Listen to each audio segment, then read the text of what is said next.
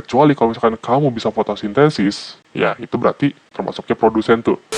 Halo teman-teman, gimana kabarnya nih? Semoga baik-baik aja ya. Oke, kali ini kita akan membahas tentang lingkungan hidup dan kependudukan. Sebelum lanjut videonya, jangan lupa klik subscribe dan juga klik tombol loncengnya. Dan ya, nikmati pembelajarannya. Oke, tadi ya kita akan membahas tentang lingkungan hidup dan kependudukan. Pada part pertama, kita akan membahas subbab lingkungan sebagai habitat hidup berkelanjutan. Oke. Nah, kita akan mempelajari apa secara spesifik gitu ya. Pada part kali ini kita membahas tentang pengertian lingkungan, ekosistem, dan etika. Kedua adalah jenis-jenis lingkungan hidup, dan ketiga adalah manfaat dan fungsi lingkungan hidup. Oke, lanjut ya. Nah, kita langsung masuk ke pengertian lingkungan hidup, teman-teman. Lingkungan hidup adalah suatu ruang, yang ditempati oleh komponen biotik dan abiotik. Kata kuncinya itu, teman-teman ya, boleh ditulis bahwa lingkungan hidup adalah suatu ruang yang ditempati oleh biotik dan abiotik. Sedangkan kalau ekosistem apa gitu ya? Ekosistem adalah suatu hubungan timbal balik antara biotik, abiotik, dan lingkungannya.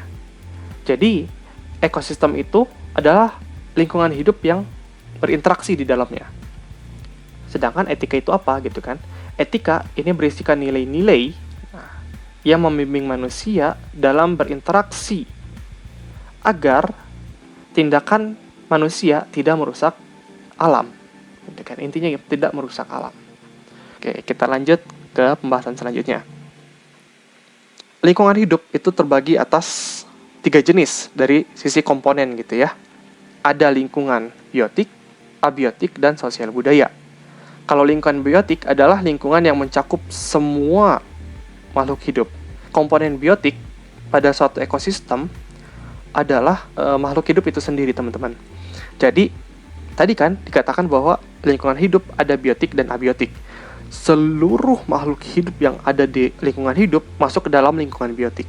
Apa aja makhluk hidup yang ada di biotik gitu ya? Semua makhluk hidup itu bisa terbagi atas 3 kelas atau 3 jenis, teman-teman. Yaitu produsen, konsumen, dan pengurai. Kalau produsen itu adalah mengubah dari zat anorganik menjadi zat organik. Contohnya apa? Pohon. Dia bisa mengubah yang tadinya sinar matahari gitu kan dari atas ke bawah diserap oleh dia. Yang tadinya H2O gitu kan, di akar dia diserap ke tumbuhan gitu kan, diproses sama dia menjadi energi bagi dirinya sendiri. Lalu kalau konsumen, itu berbeda dengan produsen, tapi dia membutuhkan organisme lain untuk bertahan hidup, karena dia tidak bisa membuat makanannya sendiri. Kecuali kalau misalkan kamu bisa fotosintesis, ya itu berarti termasuknya produsen tuh. Tapi kan mustahil ya. Sedangkan kalau pengurai itu adalah organisme yang mendapatkan energi dari menguraikan bahan organik. Lalu apa bedanya dengan produsen, Kak? Gitu kan. Nah, perbedaannya adalah kalau produsen itu kan mengubah yang tadinya anorganik menjadi zat organik. Sedangkan kalau pengurai itu adalah dia menggunakan bahan organik untuk bertahan hidupnya. Jamur, dia nggak bisa fotosintesis. Kalau misalkan bahan organiknya itu habis, berarti dia nggak akan hidup. Misalkan ada organisme yang mati ini gitu kan, tumbuh jamur gitu kan. Kalau misalkan organismenya udah terurai, udah habis, ya udah jamur itu nggak ada gitu. Nah, tadi kan kita membahas lingkungan biotik ya. Sekarang kita membahas tentang lingkungan abiotik, teman-teman. Abiotik itu apa? Unsur abiotik atau unsur fisik adalah unsur lingkungan hidup yang terdiri atas benda mati dan ikut mempengaruhi kelangsungan hidupnya. Nah, jadi kan kalau tadi membahasnya adalah makhluk hidup terus gitu kan, entah produsen, konsumen, atau pengurai. Kalau kita sekarang membahas tentang yang memang bendanya mati. Dalam beberapa literatur itu ada 7 teman-teman. Ada cahaya matahari, suhu, kelembaban udara, air, tanah, dan iklim. Oke, kalau misalkan bareng sama garis lintang, haram hukumnya untuk menghafal. Kita pakai hashtag Geosantuy lagi untuk menjelaskan semua unsur ini. Insya Allah ini kan lebih mempermudah kalian dalam alasannya kenapa sih ada 7 unsur, kenapa nggak 8 gitu kan. Kita lihat diagram ini ya. Di sini ada gambar, dan memang setiap ini ada urutannya, ada cahaya matahari 1 sampai 7 gitu ya, iklim terakhir. Kenapa ada angkanya, teman-teman ya? Cahaya matahari menjadi urutan pertama, karena inilah yang menjadi pertama dari seluruh unsur-unsur abiotik. Kalau misalkan matahari meledak, dar gitu ya. Matahari meledak, otomatis semua makhluk hidup hilang. Bahkan abiotik juga ada kemungkinan juga gak ada gitu. Ini adalah unsur yang paling utamanya adalah matahari. Matahari kalau ke bumi jadi panas atau jadi dingin kira-kira?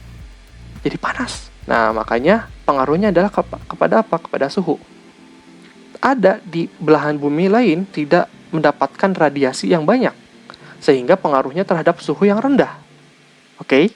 Nah, karena suhunya cukup tinggi, maka permukaan air adanya penguapan, sehingga udaranya jadi lembab. Angin berpindah dari daerah dingin ke daerah yang lebih panas. Kenapa bisa seperti itu? Penjelasan lebih lengkapnya adalah tekanan udara, teman-teman ya. Angin membawa uap air di sini ya ke atas dengan suatu kondisi tertentu sehingga terjadilah kondensasi. Nah, dari kondensasi inilah tercipta air. Jatuh ke bawah, terpengaruhlah tanah tersebut. Semua unsur tadi itu adalah bagian dari iklim. Nah, tapi gini teman-teman, bukan berarti matahari menjadi urutan pertama, itu yang lainnya tidak mempengaruhi kehidupan. Pasti unsur-unsur tadi itu mempengaruhi kehidupan. Contoh, suhu. Suhu yang tinggi atau yang sangat rendah dapat mempengaruhi kehidupan. Ada dua kemungkinan makhluk hidupnya ya, entah itu beradaptasi atau mati. Nah, pun sama dengan air misalkan. Air kalau misalkan terlalu banyak atau terlalu kering, itu ada dua kemungkinan. Makhluk hidupnya beradaptasi atau mati. Gitu ya. Oke, selanjutnya adalah lingkungan sosial budaya. Lingkungan sosial budaya adalah tempat interaksi manusia. Oke. Berupa cara berhubungan, aturan atau kebiasaan dan nilai-nilai yang ada. Lingkungan ini pengaruhi interaksi, dan rasa kebersamaan dari suatu kelompok. Pertanyaannya adalah gini teman-teman. Kan ini sosial budaya lebih ke manusia ya. Lalu kenapa manusia itu termasuk ke dalam biotik gitu ya? Karena teman-teman, manusia dari sisi biotik dan manusia dari sisi sosial budaya itu cukup berbeda. Kalau misalkan dari sisi manusia sebagai sisi lingkungan biotik, berarti manusia hadir sebagai makhluk hidup. Sedangkan kalau sosial budaya, itu dari sisi interaksi antar manusianya. Seperti gini deh, mempelajari manusia dari sisi IPA dan mempelajari manusia dari sisi IPS. Kan beda, ya kan? Nah, itu perbedaannya dari sana, teman-teman. Lingkungan sosial budaya itu dibagi dua. Ada lingkungan budaya dan ada lingkungan sosial. Lingkungan budaya adalah suatu ruang yang membersihkan hasil karya dan hasil buah pikir manusia, berupa materi atau non-materi. Jadi, ada dua kata kunci, teman-teman, kalau budaya. Pertama adalah pikiran, pikir manusia gitu ya. Yang kedua adalah produknya, atau karya ya. Contohnya apa? Pedesaan, perkotaan. Itu adalah buah pikir manusia, terus diciptakan oleh manusia sendiri. Berbeda dengan lingkungan sosial.